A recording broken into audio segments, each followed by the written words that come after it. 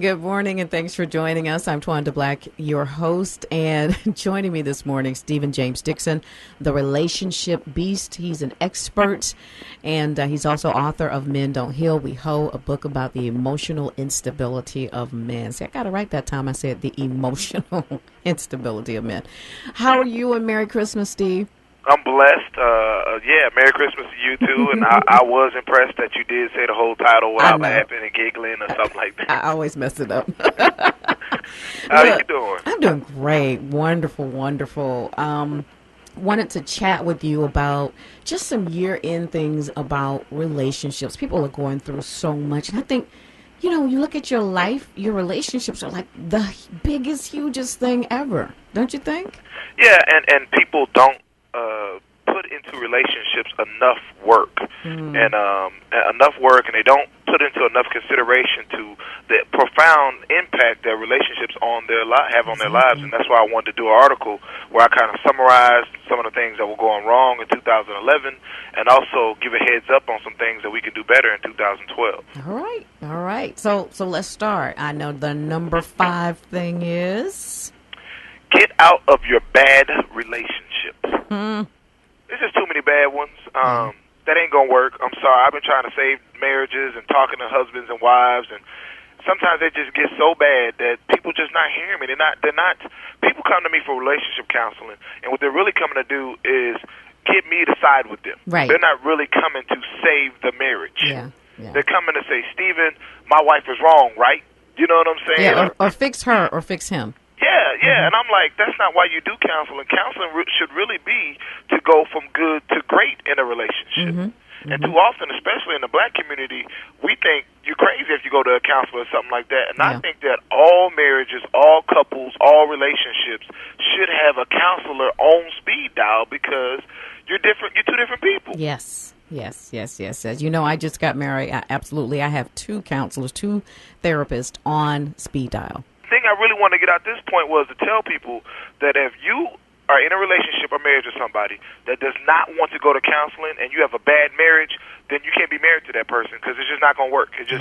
Marriages don't get better on their own. So I wanted to make a point to say to people that if your husband or your wife does not want to seek counseling to fix your problems, then you have to move on. There's nothing you can do. You don't have to submit yourself to being unhappy for years and years and years. Don't get me wrong. To me, divorce is not an option, but it is an option when you can't or reject help. You got to get help to have these relationships be successful. That's right. And sometimes I know my last marriage, my husband stopped going. He went twice, stopped going. He said he didn't need any help. I continued to go. I continued to go. And it was just the best thing ever. Yeah, and I tell people all the time, I say, look, if your husband and your wife won't go, this is what you do.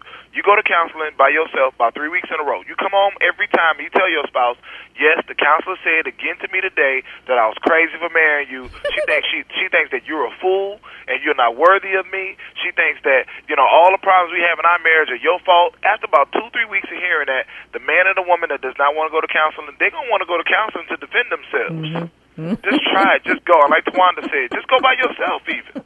That's funny. That's sneaky, huh, Twanda? That is real sneaky. But I bet you anything it works. Number 4. Forgive and heal.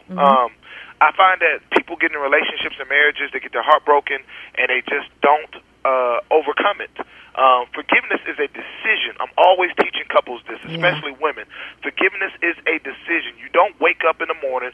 It's Christmas morning. I know everything is happy, lovely, great, and all that, but you're still mad about what happened on Saturday or Friday. You're still mad about what you didn't get. You got to forgive. You have to forgive, and you're not going to wake up, you're not going to take that Christmas afternoon nap after you get on the couch and watch a little football, basketball, whatever you do, and you're not going to sit on the couch, wake up and stretch and yawn and say, you know what? I forgive this. Yeah, I'm done. I'm good. Yeah. I was tripping. I'm over it. It's not going to work like that. Yeah. If forgiveness has to be a decision, you have to want to forgive. Right. You have to want your marriage to be happy. You have to want to be able to have a good Christmas evening. You have to want to be able to have a good New Year's Eve evening. You got to want to take in good vibes and not taking all your baggage into the new year. So you have to want those things. So you have to forgive. You got to trust that this person loves you, that you chose a good person, and just forgive. Once you forgive, you got to heal. Now, you cannot heal if you have not forgiven. It's a process. It's true. You got got to forgive first, and once you've forgiven, then you can heal. And the thing that people miss when I'm talking to relationships and couples and things like that is they don't understand how big healing is a lot of their work. Too often people looking at healing as something that the other person's supposed to be doing. Can't nobody else heal you. That's right. You got to heal yourself. That's right. You know, and these things I'm talking about, forgiveness and healing, they're for you, really. They're for you to be able to go on, move forward, be happy. Because you walk around that in your gut, that resentment, that anger, that disappointment.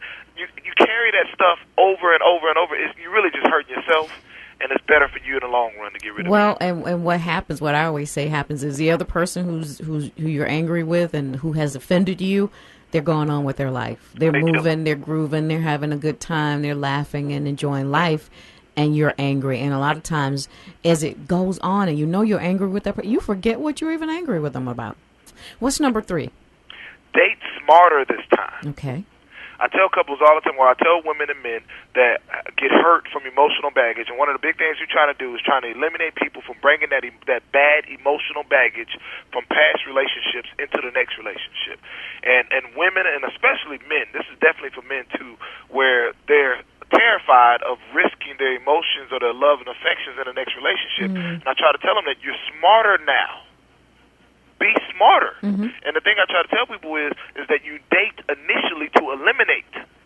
And people don't understand that. You think you dating to select. Like, you think you in the club and you selecting this guy, and because he tall and light-skinned and because she fine and she a doctor or whatever reason, you thinking you dating to select. No, you got it backwards. You date to eliminate. First, you in the club saying, these 10 right here better not holler at me. Right.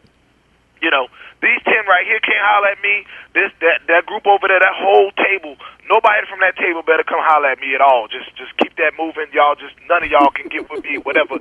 You eliminate those, and then you get down to your nice little group that you might have some type of conversation with, or you got a good referral from a friend or something like that, and then you select from that small group what you're going to go forward with. It's just like in the hiring process, like I've talked about in the past. You know, the company will call 10 people to interview for the job. Out of that 10, they will eliminate 7, and then from that last 3, they will select a candidate for the position. Right.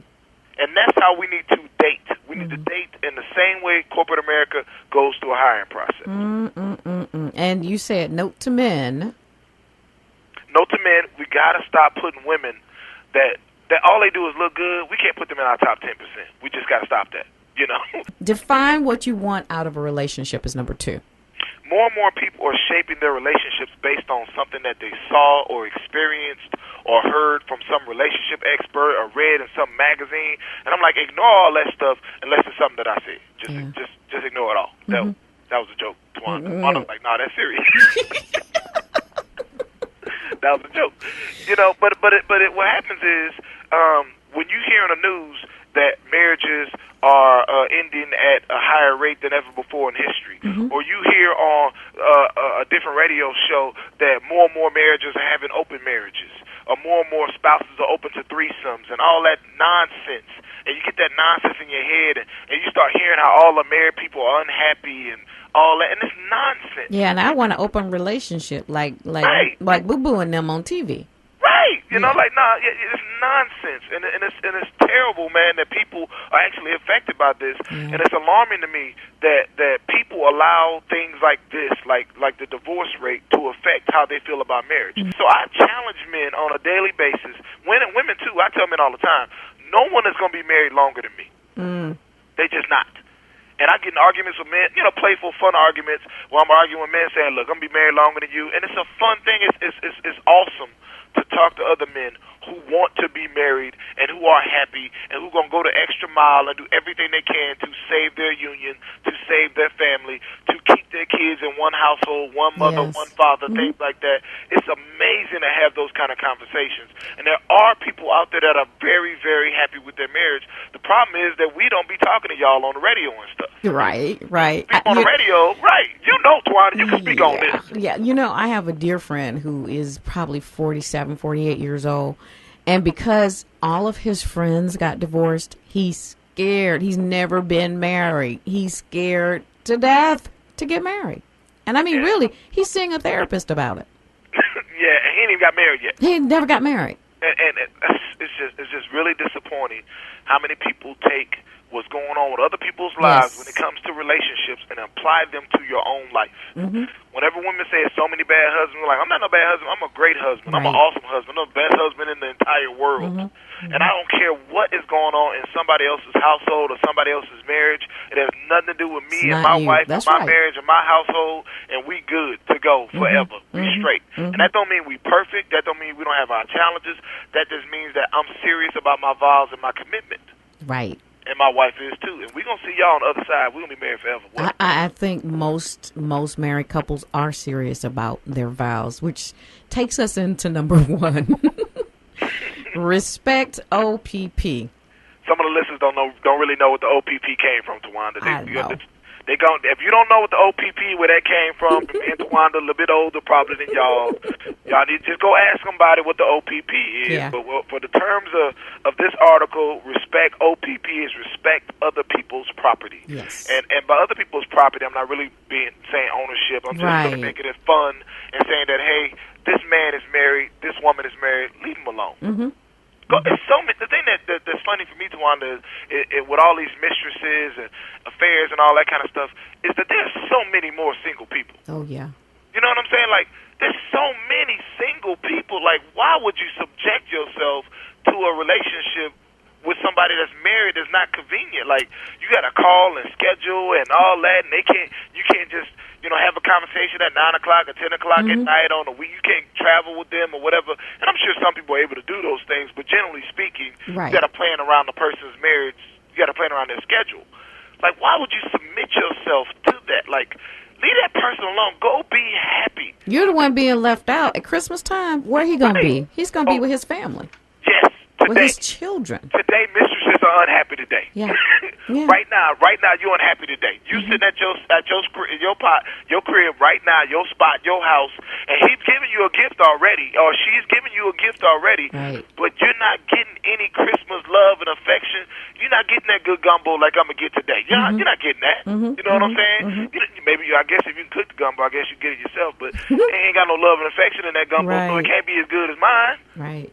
You know, and so it's like, why would you subject I don't understand that. It's so disappointing on a daily, almost a daily, maybe more weekly basis. I get an email from a mistress, and that mistress or the man that's cheating is saying that, hey, I love dating married men. I love dating married women. And I'm like, why? Yeah. Just leave that alone. You don't need that drama or that stress. You're not going to be rewarded. I had to tell a woman recently, like, look, she was like, well, I date married men because I don't have a good single man. And I'm like, God is not going to bless you with no good single man. Until you, exactly. Right. Exactly. It doesn't work like that. Like you going to do evil and bad and sin until something good comes along. Like, why would God do that? God ain't giving you that. God is going to give that good blessing of a man to a woman, right, who's a good woman. Because they say he who finds a wife finds a good thing.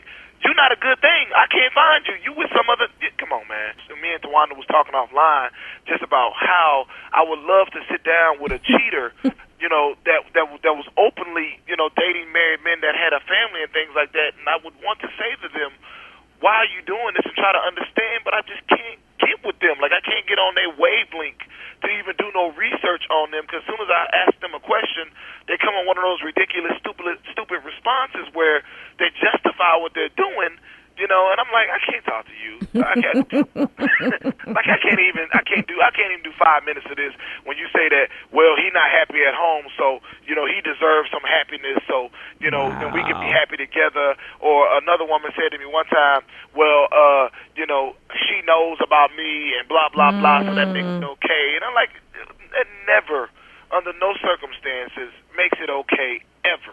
And I'm not trying to excuse the actions of men. Men are 100% responsible for their own activities. It takes two. Right, it takes two, but more and more women are cheating. Yes. And more women are putting up with. See, I not only want to hit the mistress, I want to hit the mistress's friends. Yeah. Like, why are you sitting around being with women that are dating other men that are married? Like, how could you do that? Like, don't you? If you married and your friend is dating a man, that's married, that might be your husband one day. It probably is in some cases. You know what I'm saying? Yeah. That shows you that she has no morals, no character, no ethics, no emotions or caring about anybody else. You need to leave her alone. We gotta stop this. Men, I can't sit around with men who doing crazy, wild stuff. And I don't have put it like this. Stephen James Dixon has no men that I'm friends with that I don't respect. Right. None. Right. Mm-hmm. I can't be around you if I don't respect you. Exactly. It's just, I don't know why. It's not even something that I do on purpose. It's just a natural separation when I find out something about a man that I don't respect. You know, I keep it moving. Yeah. Better relationships in 2012. Make sure we respect other people's property. Tell folks where they can buy your book. StephenJamesDixon.com. Again, StephenJamesDixon.com. Regular spelling of all the words. Check for Men Don't Heal We Ho. Great Christmas gift. If you missed it getting early for Christmas, you can go online and order the audio book on iTunes, on Amazon. Definitely follow me on Facebook, Stephen James Dixon, Twitter, Stephen J. Dixon, and send me your relationship questions to ask@StephenJamesDixon.com. Always appreciate you having me on, Twanda. I gotta come back to the A-Town, and me and you gotta go out and I'm gonna have to just schedule a day where I'm just there with Twanda, like, cause I think I'll be running too much when I go there. I'm just this day I'm not doing no radio, no TV, no nothing. Just me and Twanda just hanging out, cause I think we just need to hang out. I would love that. I would love that. Thank you so much, and Merry Christmas.